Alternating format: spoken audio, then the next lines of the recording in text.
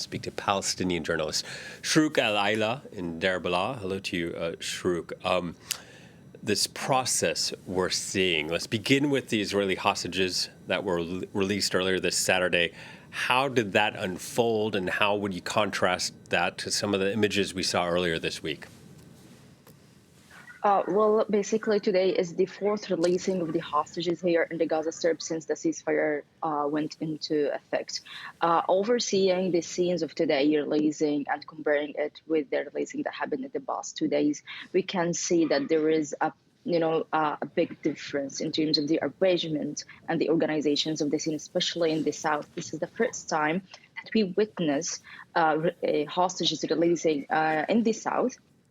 We used to have them all in the north, but this time, this is the second time to find it in the south, and it is quite and very obvious how it is organized and engineered in a good, suitable way. That let me say that that is just let me say that it is just a correction of a mistake that happened in the past 2 days. We have seen when they released the Arpel Yahuda and how and the other man in the past 2 days, how it went. It was a total mess between, and it was really, let me say, a coordination between Hamas movement and Al Jihad movement. So maybe that is because of that sense that there was a little bit understanding or communication between the two parties in terms of the organizing of the scene in the past 2 days. But today, Hamas is ruling and controlling the scene in the south, in Khan Younis. And we have seen how organized it is, and the hostages, they were free moving around to the stage, waving to the audience, and then heading to the vehicles of the Red Cross. Yeah, and you mentioned how organized Hamas has been during these releases. That clearly a blow to the Israeli government, who had stated repeatedly that its goal was to eradicate Hamas. Well, basically, like each time Hamas doing the releasing of the hostages, they are sending a message. Like, for example, the releasing that happened today in the north. Basically, it is in the it's quite short to the quite close to the Ashata neighborhood, Ashata camp, and it is the camp that is just in front of the sea, the beach, and it was wiped out. Like a massive destruction in the area happened because of the military invasion and operations in the area by the Israeli army. But there is another message that we saw, like all of us got embraced when we saw it in the camera today, that the leader of Hamas in a Shata camp was shown in the stage. And this man have been like before, like Israel issued that they really killed him during their operations in Gaza. And what we see today in the camera is just the opposite. And this is another message that Hamas is sending to the Israeli government, that they are. There are lots of surprises. This, according to Hamas, they are saying that they are hiding lots of surprises to the Israeli army. Bearing in mind that in the past 2 days, Hamas officially declared the murder of the Mohammed al-Daif, the leader, the head of the Hamas movement here in Gaza, and other leaders. They have been killed in several locations during the genocide, and it's the first time Hamas is officially stating this in the media. And like Israel already mentioned this in the media before, during the genocide, basically. But this is the first time Hamas declared it. According to Hamas, they are saying that they went to the place of the attack, and they were able to extract the bodies, or what left of the bodies, decomposed bodies. And now they can declare officially that they are gone. And let me say, for the other scenes, like Hamas is trying as much as it can to show that they are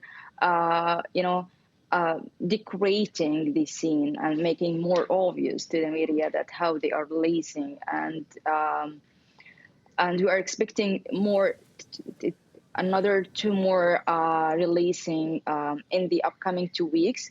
And Shrouq, sorry to cut in. yeah. Sorry to cut in. I was wondering if you could give some context about the Palestinian prisoners being released in Ramallah, 183 of them being released. Can you give us a breakdown about who they are? Okay, so for the first time, today we are expecting the releasing of 111 Palestinian prisoners today in Khan Yunis, in the European hospital.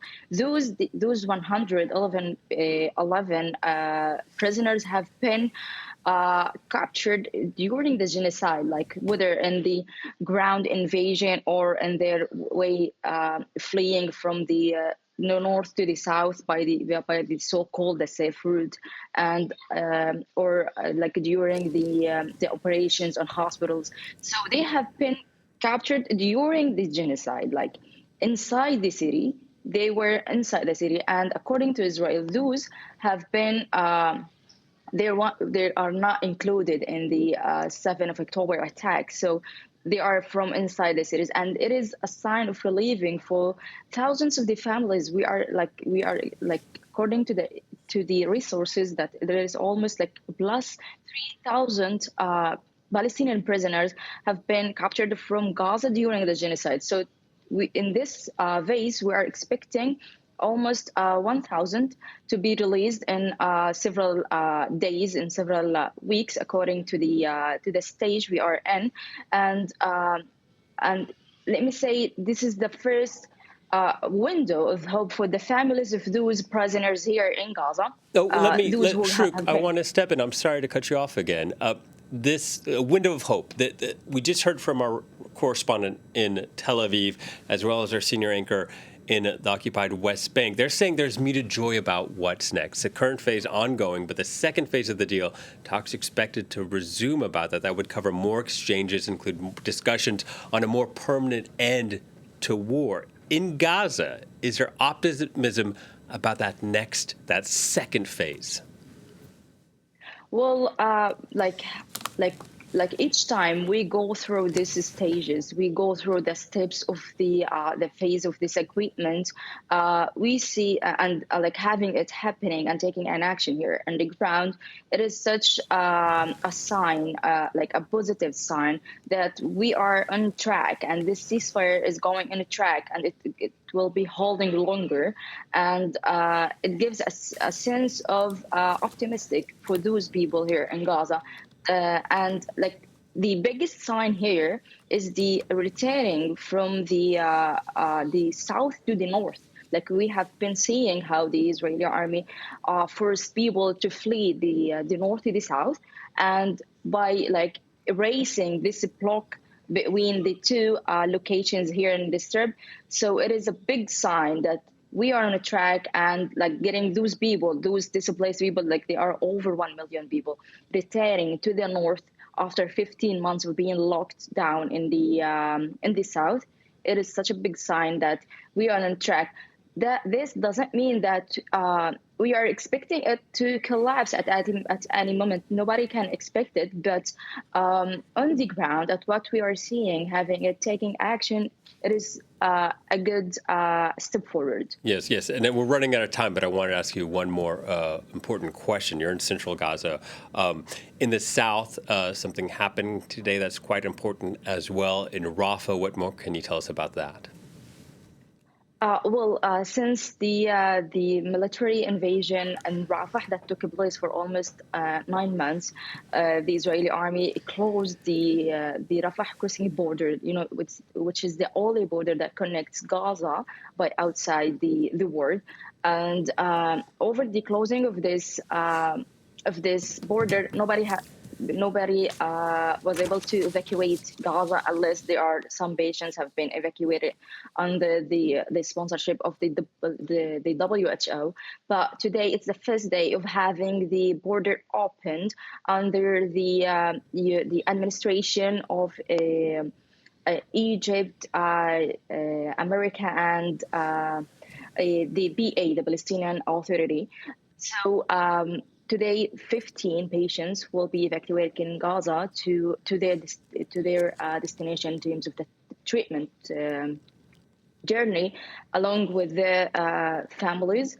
And it is such a good sign and a relief that this border is officially opened. And that is why I just mentioned that each day we are witnessing something in the ground that elaborate that we are somehow on the track in making this ceasefire away longer. So having it open, and according to the stages, it will be opening more in the future to allowing people stuck outside Gaza to return, and those who are inside want to leave Gaza Strip.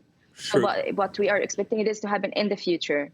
Shrouq, thank you very much for your time and speaking to us. Shrouq Aila, joining us from Deir al-Balah in central Gaza.